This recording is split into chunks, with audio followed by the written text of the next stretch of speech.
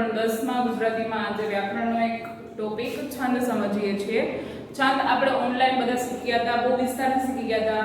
તમને લોકોને છંદ આવડે છે, પણ હજી નાની નાની મિસ્ટેક કરી નાખો છો કે છંદ આપણને કેવી રીતે પૂછાય છે અને છંદને આપણે કેમ ઓળખવા, બરાબર?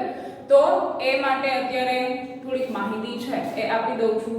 તમારી પાસે છંદ વિશેની ટોટલી માહિતી લખેલી છે ડીપલી, પણ અત્યારે ખાલી હાઇલાઇટ જોઈએ છે। તમે જ્યારે એક્ઝામ માટે પ્રિપેર કરો છેલ્લી લાસ્ટ પેપર ટાઈમે ત્યારે આ રીતનું યાદ રાખીને જશો, સ્ક્રીનશોટ પાડી લેજો તો બી ચાલશે, બરાબર? છંદ એટલે શું? પહેલા તો આપણે એ જોઈએ કે છંદનો સંબંધ છે એ કાવ્ય સાથે છે, બરાબર? છંદમાં જે કંઈ ઉદાહરણો આપેલા હોય છે એ બધા ઉદાહરણ કાવ્ય પંક્તિના આપેલા હોય છે। અને છંદ એટલે શું? તો કે અક્ષરના માપ અને ગોઠવણીની મેળવાળી રચના એને છંદ કહેવાય છે, બરાબર?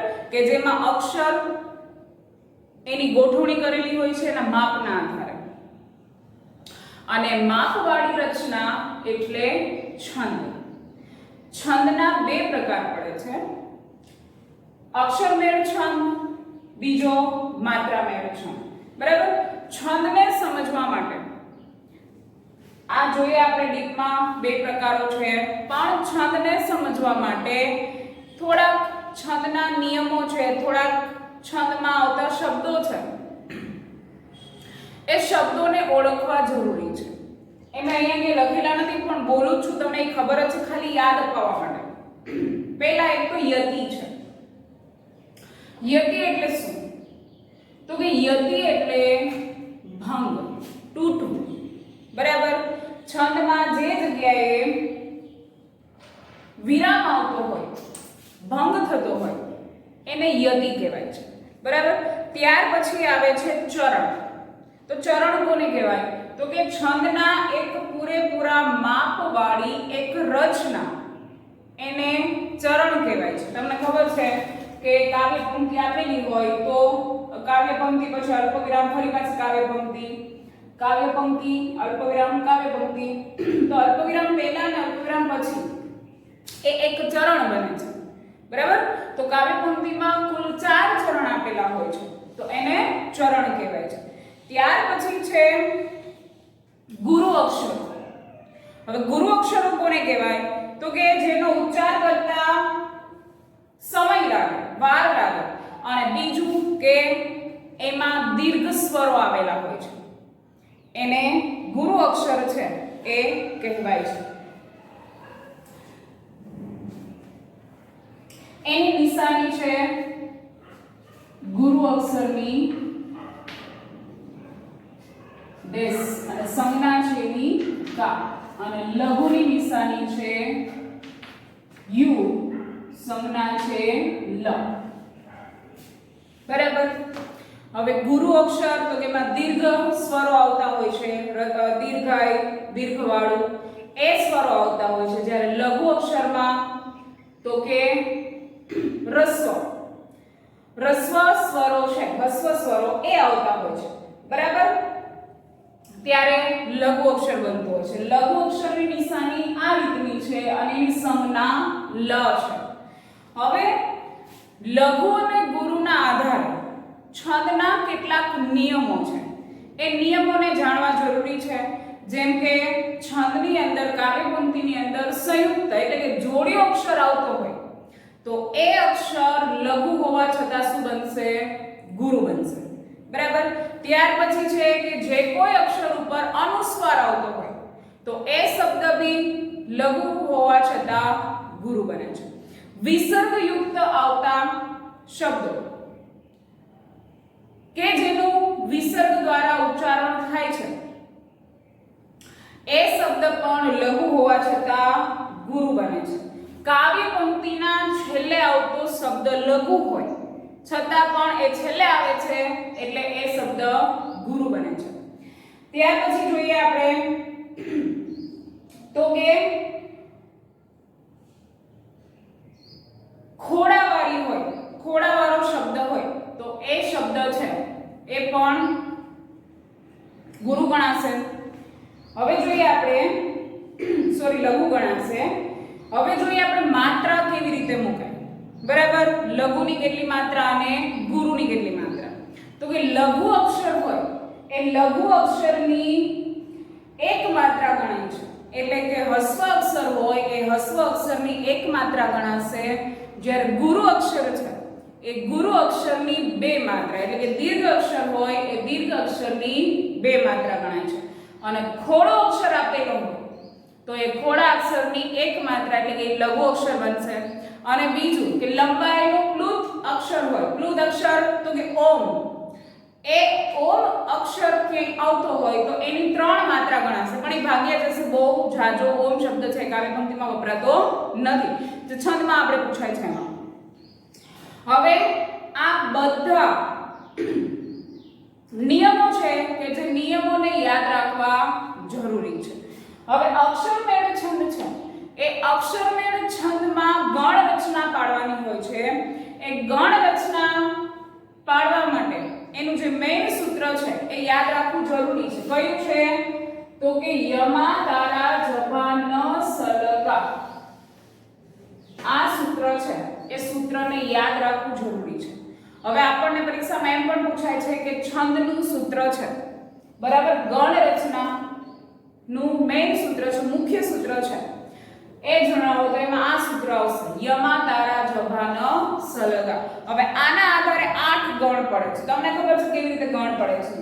પહેલા ત્રણ અક્ષરથી લઈ લેવાના છે. ય માતા, મા તારા, તારા જ, રાજ ભા, જભા ન, ભાન સ, ન શ, લ સ, લ ગા, એવી રીતે. અને એના જ આધારે એની લઘુ અને ગુરુની નિશાની મૂકવાની છે અને એની સંજ્ઞા મૂકવાની છે. આ આપણું ગણ રચનાનું કોષ્ટક બની જશે. આના આધારે બની શકે તો આ સૂત્રના આધારે 8 ગણ પાડી અને એનું કોષ્ટક પણ જાતે બનાવતા શીખી લેજો. આવડે જ છે બધાને, બરાબર? હવે એક ગણ રચનાના કોષ્ટકના આધારે આપણે અક્ષરમેળ છંદ અને માત્રામેળ છંદ છે એ જોવાનું છે. પહેલા આપણે જોઈએ છીએ અક્ષરમેળ છંદ કોને કહેવાય. તો કે અક્ષરમેળ છંદ કોને કહેવાય? તો કે જે છંદમાં અક્ષરોની ગણતરી કરવાની હોય એને અક્ષરમેળ છંદ કહે છે, બરાબર? એમાં પહેલો છંદ બને છે શિખરીણી છંદ, જેમાં કેટલા અક્ષર હોય છે? તો કે 17 અક્ષર હોય છે. અને એનું સૂત્ર શું છે? તો કે યમન સભ લગા, બરાબર? હવે આને આ સૂત્રને યાદ રાખવા માટે શી અને ય એમ કરી નાખજો. એટલે શિખરીણી યમન સભ લગા એ એનું સૂત્ર છે. હવે આ પૂછાય છે શિખરીણી છંદનું સૂત્ર જણાવો, તો ત્યારે આ આવશે, બરાબર? હવે આ શિખરીણી છંદ છે એ કાવ્ય પંક્તિ આપેલી હોય તો આપણે કેમ ઓળખવું? તો કે જે કાવ્ય પંક્તિ આપેલી છે પહેલા તો એના અક્ષર ગણી લેવાના છે કે 17 અક્ષર થાય છે કે નહીં, બરાબર? જો 17 અક્ષર થતા હોય તો 17 અક્ષર તો નીચે બે જગ્યાએ છે, ટોટલ 3 જગ્યાએ 17 અક્ષર આવે છે. તો શું કરવાનું? તો કે તો પહેલા 3 અક્ષરના ગણ પાડી લેવાના અને છેલ્લા 3 અક્ષર છે એની ઉપર મૂકી નિશાની અને જોઈ લેવાનું. જો આ રીતની નિશાની આવી જતી હોય તો એ શું હોય? તો કે શિખરણી છે.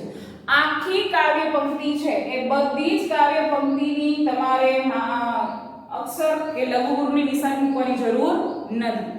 બધી જ બધા અક્ષરોમાં લઘુ અને ગુરુની નિશાની મૂકવાની જરૂર નથી. પહેલા 3 અક્ષર અને છેલ્લા 3 અક્ષરમાં તમે નિશાની મૂકી દો છો તો ચાલે છે. ત્યાર પછી આવે છે મંદાક્રાંતા છંદ. હવે મંદાક્રાંતા છંદમાં શું કરવાનું છે? તો કે એના અક્ષર પણ કેટલા છે? તો કે 17 અક્ષર છે. એનું સૂત્ર શું છે? તો કે મભન તત ગાગા. હવે મંદાક્રાંતા એનું સૂત્ર પણ મથી શરૂ થાય છે. તો એ તો એમના ને યાદ રહી જશે.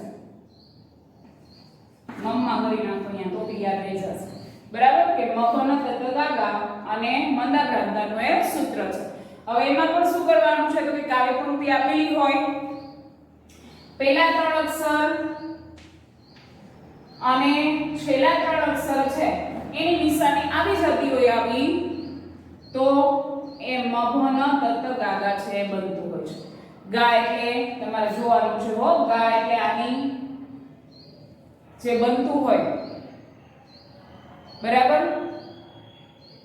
નિશાન એ જોવાનું છે.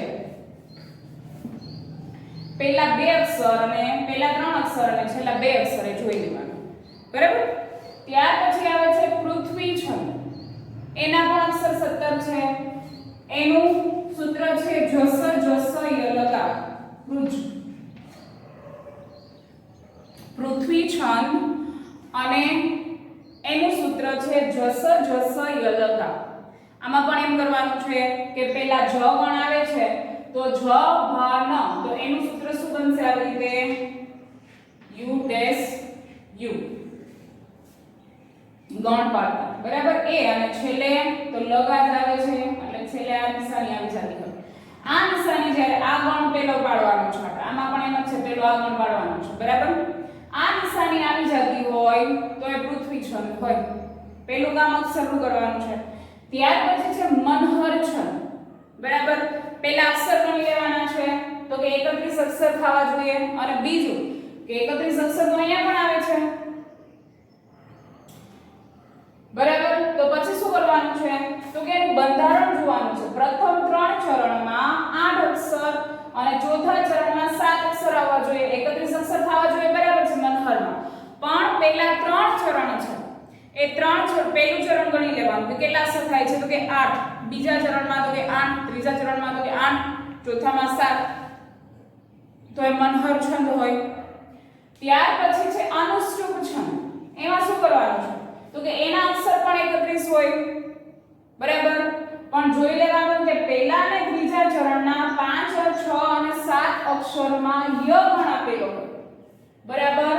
ય ગણ એટલે કે આવી રીતે બરાબર. બીજા અને ચોથા ચરણના 5, 6 અને 7 અક્ષરમાં જ ગણ આપેલો હોય